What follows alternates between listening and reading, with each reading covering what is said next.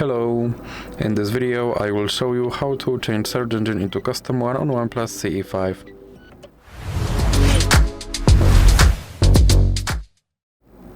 So you have to start by opening your internet browser, and then you have to go to your custom search engine website, and for this video I will use yep.com.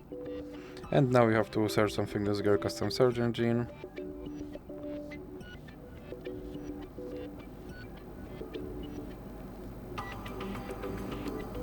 Then click on this three dots icon and go to settings. And now click on search engine, and in recently visited you should have a .com option, so you can select that and then you can go back. And as you can see, my search engine is now changed to Yep. So that's it for this video. If you liked it, please remember to leave like and subscribe.